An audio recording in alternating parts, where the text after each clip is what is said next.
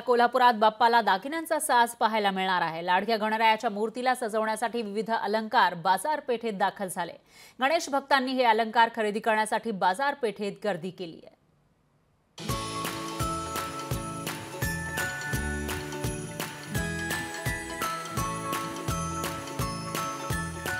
गणरायाच्या आगमनासाठी काहीच दिवस उरले असताना बाप्पाच्या आगमनासाठी कोल्हापूरची बाजारपेठही सज्ज झाली आहे। लाडक्या गणेशाच्या सजावटीसाठी सराफा बाजार सजलाय।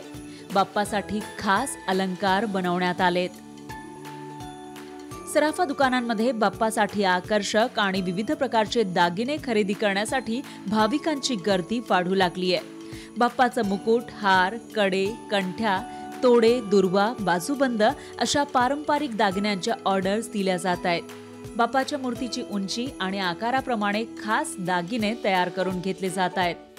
गणपती उत्सव माझा छानच होणार आहे, कारण बाप्पांसाठी मी भरपूर खरेदी केलेली आहे। फुलांची सजावट असणार आहे, त्याबरोबर चांदीची वेगळी व्हरायटीची दागिनेही असणार आहे आणि त्यातले बरेचसे मी आता खरेदी केलेले आहे।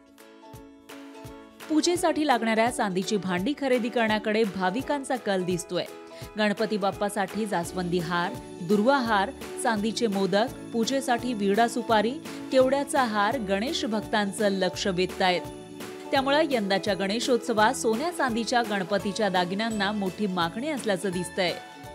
आपल्या लाडक्या बाप्पाचं आगमन व्हायला आठवडाभरच कमी आहे, त्यामुळे बाजारामध्ये चांदीबरोबर सोन्याची आभूषणं खरेदीसाठी ग्राहकांचा चांगला प्रतिसाद मिळत आहे। आपल्याकडं चांदीमध्ये तसेच सोन्यामध्ये भरपूर व्हरायटी उपलब्ध केलेली आहे। आपण त्यामध्ये चांदीचा मोदक असेल, सोंडाभूषण असेल, त्यानंतर दुर्वा हार असेल, यासारखी भरपूर व्हरायटी आपण इथं उपलब्ध करून दिली आहे ग्राहकांसाठी।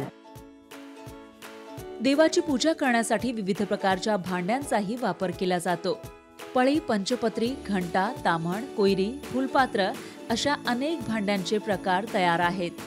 दागिने खरेदी करण्यासाठी कोल्हापूरच्या बाहेरून येणाऱ्या गणेश भक्तांची संख्याही मोठी आहे। चांदीच्या दागिन्यांमुळे बाप्पाची मूर्ती आणखी तेजोमय होणार यात शंका नाही।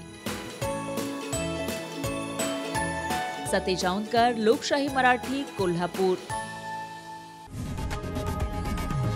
लोकशाही मराठी ऐका, पहा, जागरूक रहा।